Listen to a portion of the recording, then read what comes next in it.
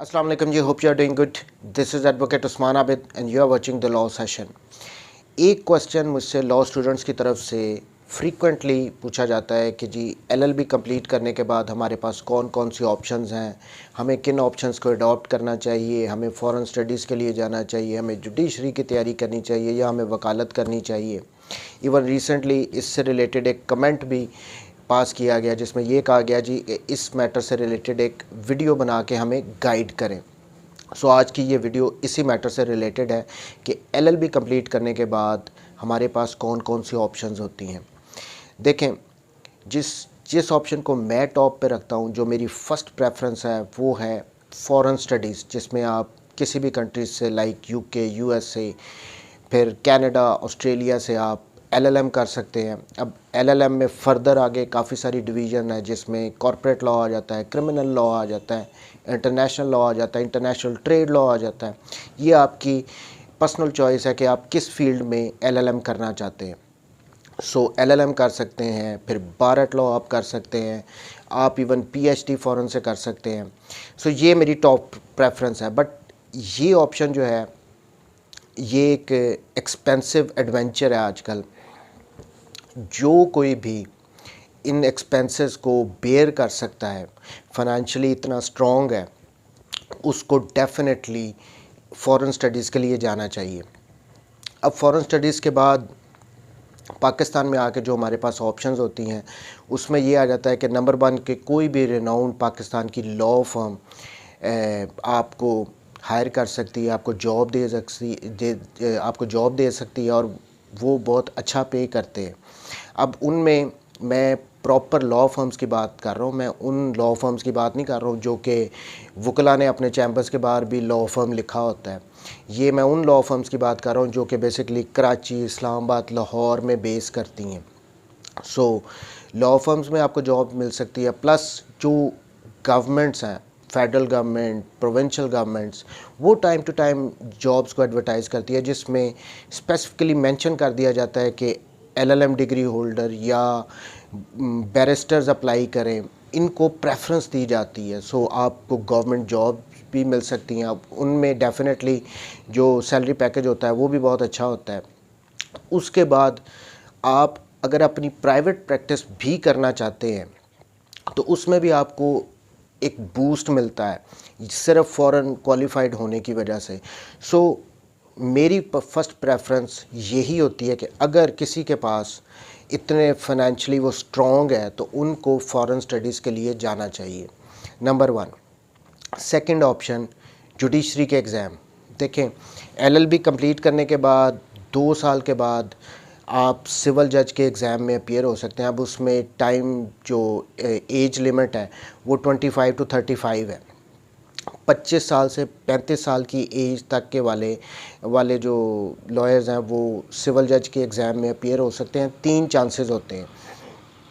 अब ये थोड़ा टफ़ एग्ज़ाम है लेकिन डूएबल है, इम्पॉसिबल नहीं है। पास होने की रेशो कम है, उसकी और रीज़न्स हैं कि नॉर्मली जब जॉब सिविल जज की एडवर्टाइज़ किए जाती हैं और डेट बता दी जाती है कि इस डेट को एग्ज़ाम होगा, सो एडवर्टाइजमेंट के दिन से इसकी प्रेपरेशन शुरू की जाती है स्टूडेंट्स की तरफ से कि हम जुडिशरी की तैयारी शुरू करते हैं वो, विच इज़ रॉन्ग। अब ये इस एग्ज़ाम को पास करने के लिए आपको एटलीस्ट 1 ईयर और 2 ईयर प्रॉपर अपने स्पेंड करने पड़ते हैं, फिर उसके बाद आप इस काबिल होते हैं कि इस टेस्ट को पास कर सकें, जुडिशरी के एग्ज़ाम को पास कर सकें। सो जब आप एलएलबी कर रहे होते हैं अपने कॉलेज या जिस भी यूनिवर्सिटी से कर रहे हैं, उसी टाइम से आपके दिमाग में होना चाहिए कि अगर आप फ़ॉरेन स्टडीज़ के लिए नहीं जाना चाहते या नहीं जा सकते, व्हाटएवर जो भी रीज़न है, तो दूसरी ऑप्शन आपके दिमाग में होनी चाहिए कि हमने लॉ को इस तरह पढ़ना है कि हमने बाद में जुडिशरी के एग्ज़ाम में अपीयर होना है।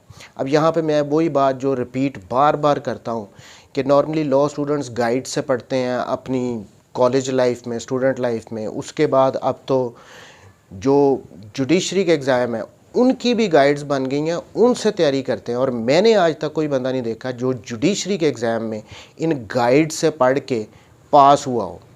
ये हमेशा जो जुडिशरी के एग्ज़ाम है वो उनमें आपकी आपको डिटेल नॉलेज होना चाहिए लॉ का। सो यूनिवर्सिटी टाइम से ही आपको प्लान कर लेना चाहिए कि मैंने जुडिशरी के एग्ज़ाम में अपीयर होना है, तभी से लॉ को इस तरह पढ़ें, डिटेल में पढ़ें, बेरेक्ट से पढ़ें। सो ये दूसरी ऑप्शन है। अब ये सिविल जजेस जो हैं अपॉइंट होते हैं, इनके अब सैलरी पैकेजेस बहुत अच्छे हैं, अच्छे अलाउंसेस मिलते हैं। फिर यहाँ से ये तरक्की करके एडिशनल सेशन जज से होके इवन हाई कोर्ट तक भी पहुँच जाते हैं। सो ये बहुत अच्छी ऑप्शन है, इसको ट्राई करना चाहिए। और दिमाग में अपनी स्टूडेंट लाइफ जो यूनिवर्सिटी कॉलेजेस की होती है तभी से होना चाहिए कि हमने इस एग्ज़ाम में डेफिनेटली अपीयर होना है। आप जब डिग्री कंप्लीट करके प्रोफेशन में आ जाते हैं तो साथ साथ अपनी जुडिशरी की तैयारी को भी शुरू रखें। अब अगर आप सिविल जज के एग्ज़ाम की तैयारी कर रहे हैं तो उसके साथ टाइम टू टाइम डिफरेंट और भी एग्ज़ाम्स आते हैं। फॉर इंस्टेंस पब्लिक प्रोसिक्यूशन के आते हैं, FIA के आते हैं, और बहुत से एग्ज़ाम आते हैं।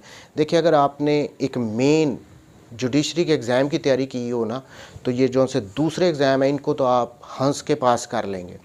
सो देखें, और दूसरी बात, अगर जो एडिशनल सेशन जज के एग्ज़ाम है उनमें एज लिमिट है 35 टू 45, 35 साल से 45 साल की एज वाले वकला उसमें अपीयर हो सकते हैं। अब देखें, अगर आपने 25 साल से 35 साल तक अपनी 3 अटैम्प्ट्स ली, अनफॉर्चुनेटली अगर आप नहीं भी पास करते तो सिर्फ इमेजिन करें 10 साल का जो आपने लॉ को पढ़ा है, तो एडिशनल सेशन जज के एग्ज़ाम में आपको कितनी उसमें से मदद मिलेगी। आप इजीली उस टेस्ट को भी पास कर जाएंगे, और वो 20वें ग्रेड की जॉब है। सो जुडिशरी हमेशा मैं इसको प्रेफर करता हूँ कि अगर आप फ़ॉरेन स्टडीज़ के लिए नहीं जाना चाहते या नहीं जा सकते, जो भी रीज़न है, उसके बाद जुडिशरी के लिए आपको तैयारी करनी चाहिए। थर्ड ऑप्शन ऑब्वियसली वकालत, कि आप वकालत करें, पहले दिन से दिमाग में हो कि मैंने वकालत ही करनी है। अब वकालत को एक टाइम टेकिंग प्रोफेशन है, स्ट्रेट वे आपको अर्निंग भी शुरू नहीं होती, इसमें बहुत टाइम लग जाता है।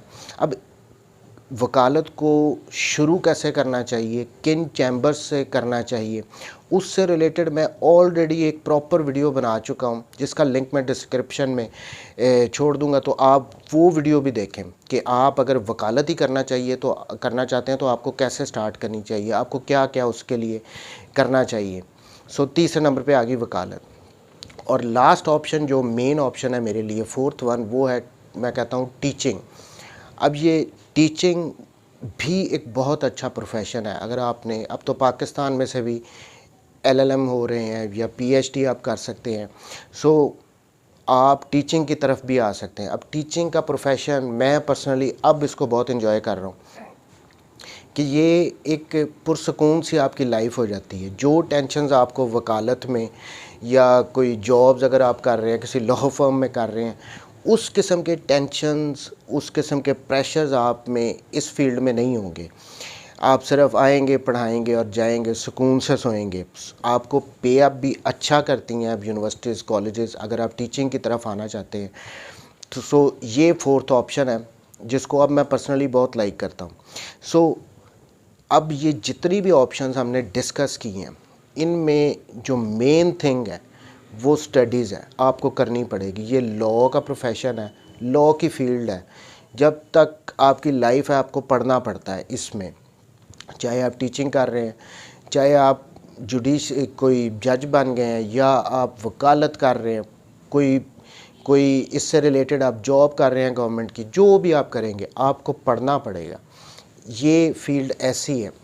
और लास्टली मैं लॉ स्टूडेंट्स को कहूँगा कि आज से ही अपने आप में अपना एक गोल सेट कर लें कि आपने अगर फ़ॉरेन जाना है, या फिर अगर आपने फ़ॉरेन जाना है तो definitely you will have to improve your English, क्योंकि आपको आइल्स या टॉफल वगैरह के टेस्ट देने पड़ते हैं। सो उसके लिए आपको इंग्लिश इम्प्रूव करनी पड़ेगी।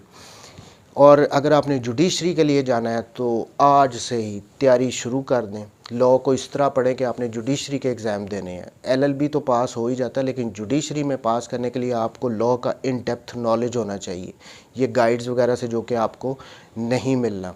सो ये थी वो main 4 options, foreign studies, judiciary के एग्ज़ाम, वकालत ऑब्वियसली, या teaching.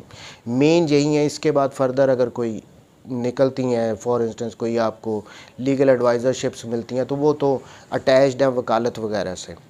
So thank you very much जी, टेक केयर, अल्लाह।